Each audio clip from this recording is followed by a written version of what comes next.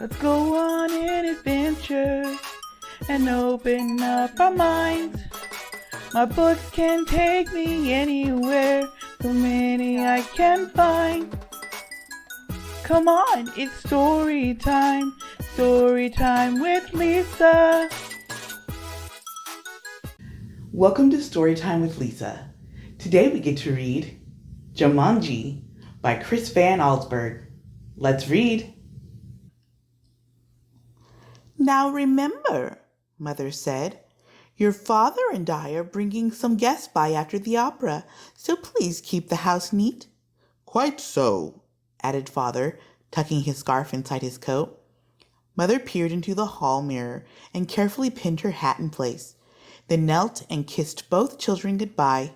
When the front door closed, Judy and Peter giggled with delight. They took all the toys out of their toy chest and made a terrible mess. But their laughter slowly turned to silence till finally Peter slouched into a chair. You know what? He said. I'm really bored. Me too, sighed Judy. Why don't we go outside and play? Peter agreed, so they set off across the street to the park. It was cold for November. The children could see their breath like steam. They rolled in the leaves, and when Judy tried to stuff some leaves down Peter's sweater, he jumped up and ran behind a tree. When his sister caught up with him, he was kneeling at the foot of the tree, looking at a long, thin box. What's that? Judy asked.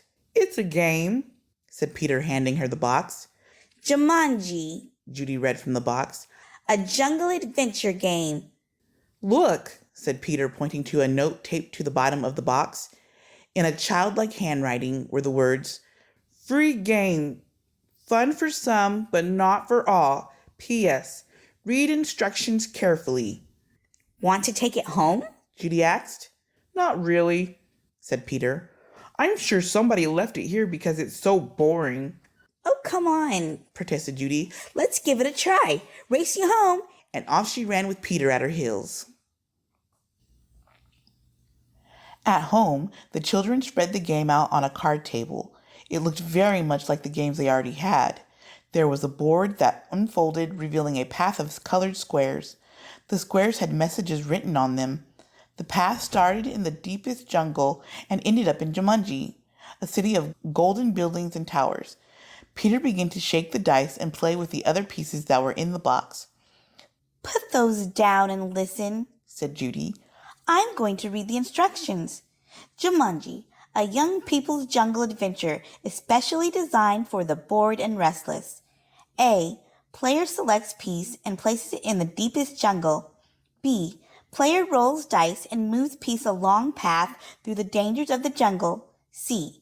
First player to reach Jumanji and yell the city's name aloud is the winner. Is that all? Asked Peter, sounding disappointed. No, said Judy. There's one more thing, and this is in capital letters. D. Very important. Once a game of Jumanji is started, it will not be over until one player reaches the Golden City. Oh, big deal, said Peter, who gave a bored yawn. Here, said Judy, handing her brother the dice. You go first. Peter casually dropped the dice from his hand. 7, said Judy. Peter moved his piece to the 7th square. Lion attacks, move back 2 spaces, read Judy.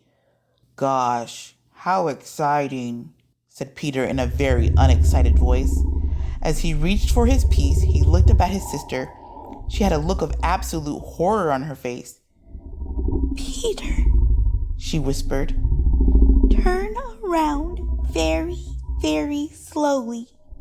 The boy turned in his chair, and he couldn't believe his eyes. Lying on the piano was a lion, staring at Peter and licking his lips. The lion roared so loud it knocked Peter right off his chair. The big cat jumped to the floor. Peter was up on his feet, running through the house with the lion a whisker's length behind. He ran upstairs and dove under a bed. The lion tried to squeeze under, but got his head stuck. Peter scrambled out, ran from the bedroom, and slammed the door behind him. He stood in the hall with Judy, gasping for breath. I don't think, said Peter in between gasps of air. That I want to play this game anymore.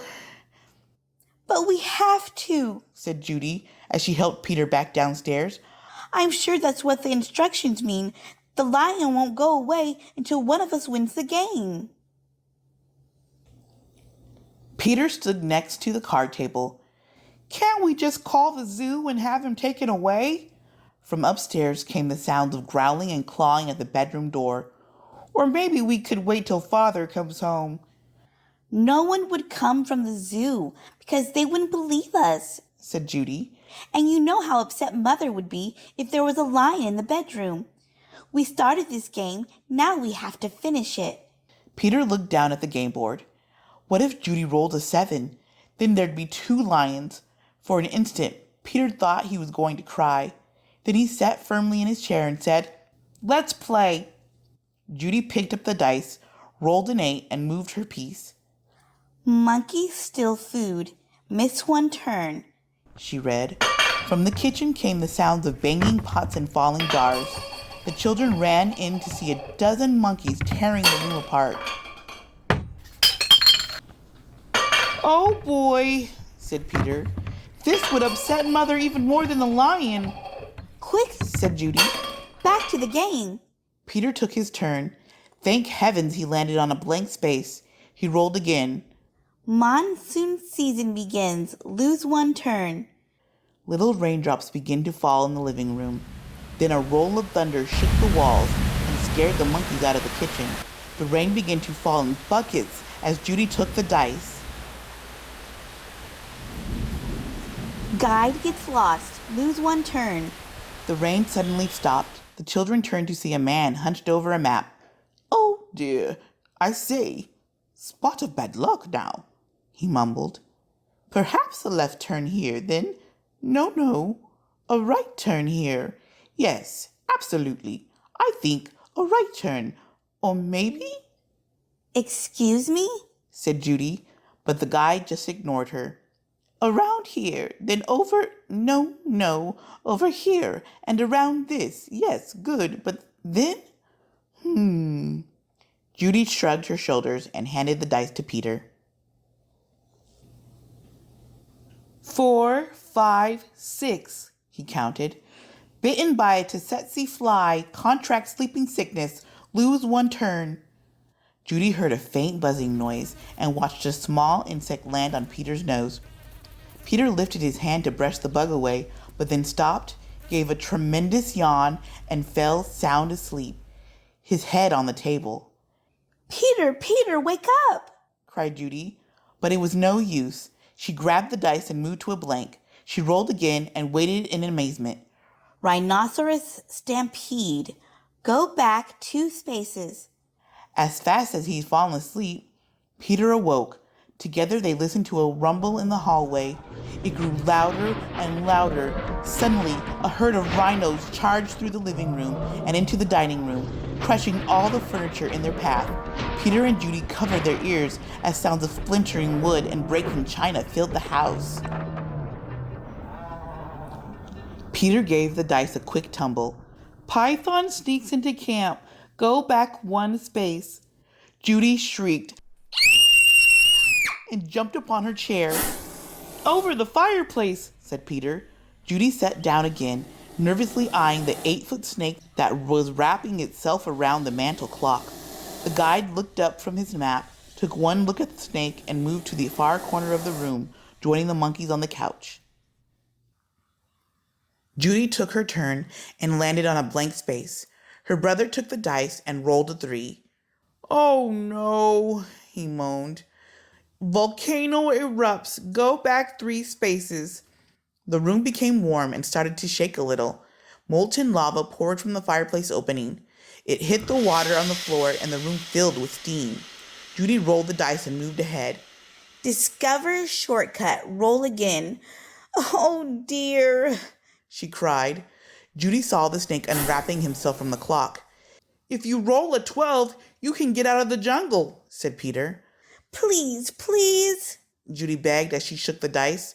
The snake was wriggling his way to the floor. She dropped the dice from her hand. One six, then another. Judy grabbed her piece and slammed it to the board. Jumanji! She yelled as loud as she could. The steam in the room became thicker and thicker. Judy could not even see Peter across the table. Then, as if all the doors and windows had been opened, a cool breeze cleared the steam from the room. Everything was just as it had been before the game. No monkeys, no guide, no water, no broken furniture, no snake, no lion roaring upstairs, no rhinos. Without saying a word to each other, Peter and Judy threw the game into its box. They bolted out the door, ran across the street to the park, and dropped the game under a tree. Back home, they quickly put all their toys away, but both children were too excited to sit quietly. So Peter took out a picture puzzle. As they fit the pieces together, their excitement slowly turned to relief, and then exhaustion. With the puzzle half done, Peter and Judy fell sound asleep on the sofa. "Wake up, dears," Mother's voice called. Judy opened her eyes. Mother and Father had returned, and their guests were arriving. Judy gave Peter a nudge to wake him. Yawning and stretching, they got to their feet. Mother introduced them to some of the guests, then asked, "Did you have an exciting afternoon?" "Oh, yes," said Peter. "We had a flood, a stampede, a volcano. I got sleeping sickness, and—" Peter was interrupted by the adults' laughter. "Well," said Mother, "I think you both got sleeping sickness. Why don't you go upstairs and put your pajamas on? Then you can finish your puzzle and have some dinner." When Peter and Judy came back downstairs, they found that Father had moved the puzzle into the den. While the children were working on it, one of the guests, Mrs. Budwing, brought them a tray of food. "Such a hard puzzle," she said to the children. "Daniel and Walter are always starting puzzles and never finishing them." Daniel and Walter were Mrs. Budwing's sons. "They never read instructions either." "Oh, well," said Mrs. Budwing, turning to rejoin the guest. "I guess they'll learn." Both children answered, "I hope so." But they weren't looking at Mrs. Budwing. They were looking out the window. Two boys were running through the park. They were Danny and Walter Budwing, and Danny had a long, thin box under his arm. What a crazy and fun adventure Peter and Judy had. Would you play Jumanji if you found it? I don't know if I would. Well, thank you for reading Jumanji with us. We hope to see you next time.